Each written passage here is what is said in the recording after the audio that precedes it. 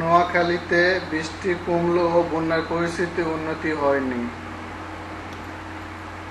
উজান থেকে এখনো ধেয়ে আছে পানি। এতে জেলার প্রায় 20 লক্ষ বাসিন্দা আতঙ্কের মধ্যে পড়েছে। আজ সকালে দেখা গেছে জেলা প্রশাসন কার্যালয়ে, পুলিশ সুপার কার্যালয়, জেলা জজ আদালত, চিফ জুনিয়র ম্যাজিস্ট্রেট আদালতে সড়ক সহ জেলা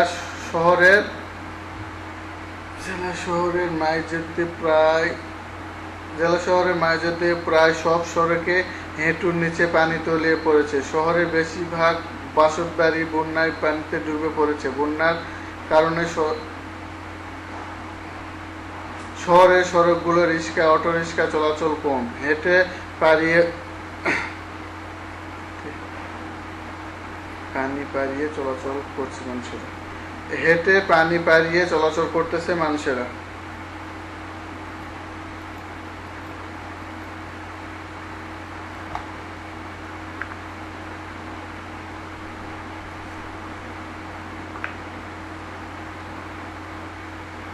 বন্যার পানিতে ডুবে সেনবাগের মোহাম্মদ বাবুল ৬ নামের শারীরিক প্রতিবন্ধী এক শিশুর মৃত্যু হয়েছে গতকাল বৃহস্পতিবার দুপুরে উপজেলার কালিবিরপুর ইউনিয়নের ১ নম্বর ওয়ার্ডের সাহেবুল্লাহর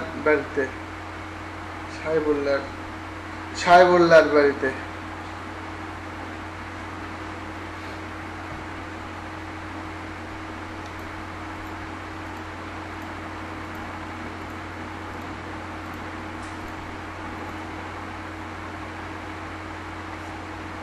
এই ঘটনাটি ঘটে। শিশু মাহবুব ওই বাড়ির সৌদি প্রবাসী মোহাম্মদ সোহেলের ছেলে।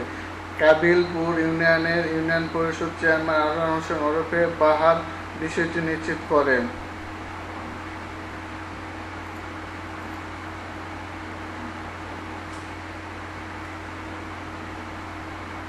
বেগমগঞ্জের হাজীপুর বাসিন্দা মোহাম্মদ মানিক বলেন, বন্যার পরিস্থিতি বসত ঘরের খাট ডুবে যাওয়ার অতিক্রমে রয়েছে। চারদিকে ঘরে রান্না বন্ধ।